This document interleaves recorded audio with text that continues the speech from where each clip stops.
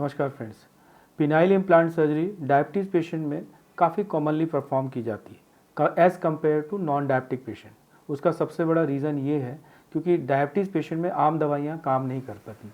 आम दवाइयाँ जैसे टैडलाफिल, सिल्डेनाफिल ये डायबिटीज़ पेशेंट में उतनी कामगार साबित नहीं होती जितना कि नॉन डायबिटिक पेशेंट में होती है। उसका सबसे मुख्य कारण ये होता है क्योंकि डायबिटीज़ में जो खून की छोटी छोटी नसें जो कि लिंग में जाती वह प्रभावित होती है और खून की नसों की जो अंदर की लाइनिंग होती है जिसको हम एंडोथीलियम बोलते हैं वह नाइट्रिक ऑक्साइड इतना प्रोड्यूस नहीं कर पाती जितना कि नॉन डायबिटिक पेशेंट प्रोड्यूस कर पाते हैं।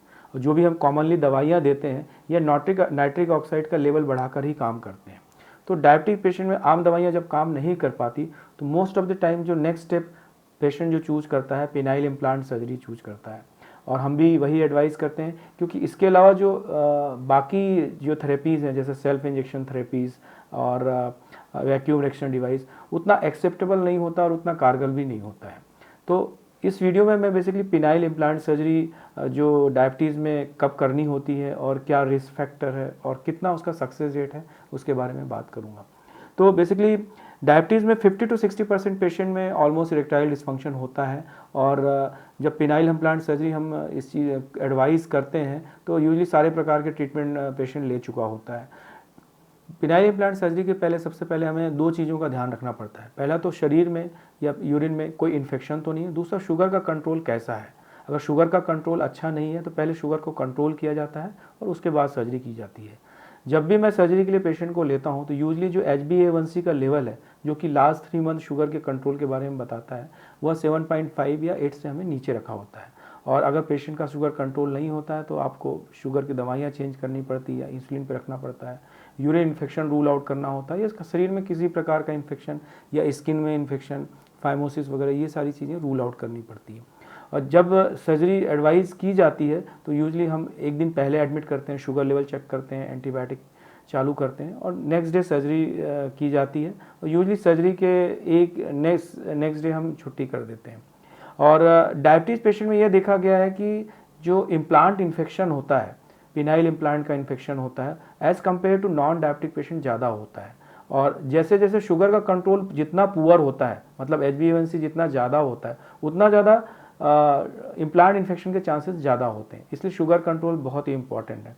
आमतौर पर अगर परसेंटेज वाइज में देखूं तो 0.5 to 1% पेशेंट में इन्फेक्शन हो सकता है, बट डायबिटिक पेशेंट में ये संख्या 1 to 2% भी हो सकती है।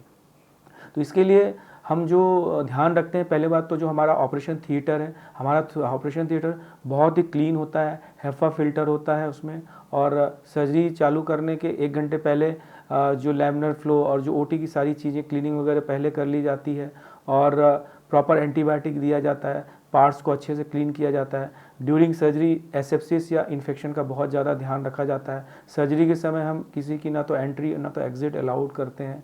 प्रॉपर एंटीबायोटिक ड्यूरिंग सर्जरी दी जाती है। आफ्टर सर्जरी भी 10 से 15 दिन तक एंटीबायोटिक दी जाती है। आमतौर पर यह देखा गया अगर 1 महीने तक इन्फेक्शन ना हो तो आगे जाके इन्फेक्शन होने के चांसेस कम होते हैं, बट फिर भी अगर डायबिटीज़ बहुत पुअरली कंट्रोल्ड है तो शुरू में इन्फेक्शन ना होने के बावजूद बाद में भी इन्फेक्शन हो सकता है। अब नेक्स्ट आते हैं कि कितने दिन चलता है इम्प्लांट। तो आमतौर पर जो भी डिवाइसेस होती हैं 15 साल तक आराम से चलती है। मैकेनिकल फेलियर रेट काफ़ी कम है। डिवाइसेस जैसे कि इम्प्लांट के बारे में आपको पता ही होगा कि बेसिकली 2 प्रकार की डिवाइसेस आती हैं। एक तो होता है इन्फ्लेटेबल प्रोस्थेसिस, मतलब उसमें 2 पीस या 3 पीस प्रोस्थेसिस होता है जिसमें लिंग जो है एक बटन के दबाने पे जो फ्लूइड होता है उसमें कारपूरा में चला जाता है जिससे लिंग खड़ा हो जाता है और बटन दबाने पे लिंग नीचे आ जाता है। एक दूसरा होता है रिजिड प्रोस्थेसिस या सेमी रिजिड प्रोस्थेसिस, उसमें लिंग मोस्ट ऑफ द टाइम मतलब हमेशा ही खड़ा रहता है और उसको फिर स्पेशल गारमेंट्स से लेके कई बार छुपाना पड़ता है। और मैं ये बोलूँगा कि अपने इंडियन सेटअप में यूजली मैं ये चाहता हूँ अगर डायबिटिक पेशेंट में चूँकि कॉस्ट भी काफ़ी फैक्टर रहता है, पेशेंट का फॉलो भी पुअर रहता है, तो हम मैलिएबल प्रोस्थेसिस ज़्यादा एडवाइस करते हैं। उसका सिंपल रीज़न ये है कि जो इन्फ्लेटेबल प्रोस्थेसिस है काफ़ी महंगा आता है। जो 2 piece 3 piece prosthesis usually 4.5-5 lakh से ऊपर इम्प्लांट की कॉस्ट जाती है। तो अगर आप डायबिटीज़ हैं, पुअर कंट्रोल है, तो आप इजीली मैलिएबल प्रोस्थेसिस लगा सकते हैं।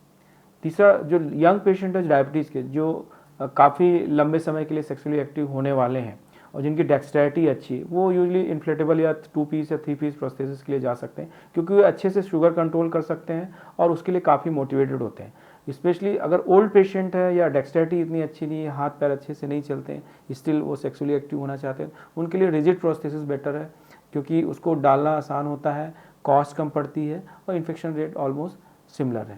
अगर मैं पेशेंट सेटिस्फेक्शन की बात करूं तो पेशेंट और पार्टनर मतलब वाइफ का सेटिस्फेक्शन यूजली चाहे डायबिटिक पेशेंट हो चाहे नॉन डायबिटिक पेशेंट हो मोर देन 90% होता है। हाँ, इसमें एक बात समझने वाली ज़रूर है कि इससे आपका ये हार्डनेस बढ़ सकती है, इरेक्शन बढ़ सकती है, लेकिन जो लिबिडो होती है मतलब सेक्सुअल डिज़ायर, सेक्स करने की इच्छा, यह इम्प्लांट नहीं बढ़ाता।